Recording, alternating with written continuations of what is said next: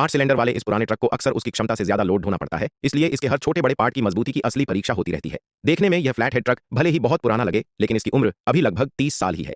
आज का सफर यह सुरक्षित पूरा कर पाएगा या नहीं, आइए देखते हैं। लोडिंग शुरू होने से पहले कारीगर ट्रक के दोनों किनारों पर मुड़े हुए लोहे के फ्रेम लगाते हैं। इनका उद्देश्य ट्रक की ऊंचाई और क्षमता बढ़ाना होता है, ताकि ज्यादा से ज्यादा सामान लादा जा सके। ये फ्रेम ट्रक के किनारों पर बने स्लॉट में फिट किए जाते हैं और पूरे ट्रक पर ऐसे 12 फ्रेम लगाए जाते हैं। इसके बाद बारी आती है मजबूत नायलॉन की रस्सियों की। कारीगर हर रस्सी को लोहे के हुक में फंसाकर अच्छी तरह कसते हैं। ये रस्सियां बाहर की तरफ लगाई जाती हैं, ताकि बाद में भारी लोड को मजबूती से संभाला जा सके। हर रस्सी को डंडे की मदद से कई बार घुमाकर इतना कस दिया जाता है कि सफर के दौरान उसके ढीला होने की कोई गुंजाइश न रहे। मजबूती और बढ़ाने के लिए बाहरी हिस्से में क्रॉस पैटर्न में अतिरिक्त रस्सियां भी बांधी जाती हैं।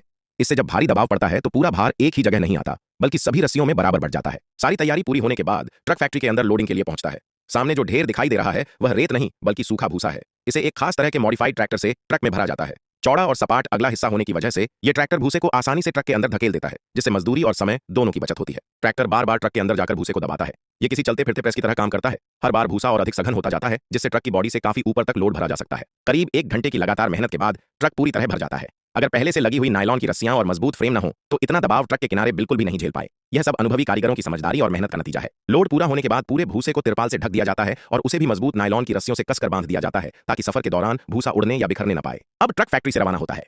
इतनी ऊंची लोडिंग के साथ इस पुराने ट्रक को चलाना आसान नहीं है। जिस रास्ते से इसे गुजरना पड़ता है वह लगातार भारी वाहनों के कारण कीचड़ से भरा रहता है।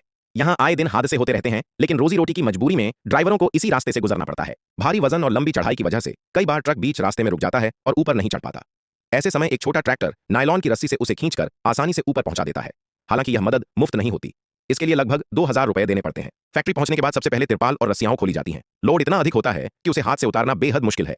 इसलिए एक विशेष लोडिंग मशीन की मदद ली जाती है, जो कुछ ही मिनटों में पूरा भूसा ट्रक से उतार देती है। यही मशीन जरूरत पड़ने पर कीचड़ में फंसे ट्रकों को बाहर निकालने का काम भी करती है। अंत में ट्रक की बॉडी की सफाई की जाती है और इस तरह पूरा लोडिंग और अनलोडिंग का काम सफलतापूर्वक पूरा हो जाता है।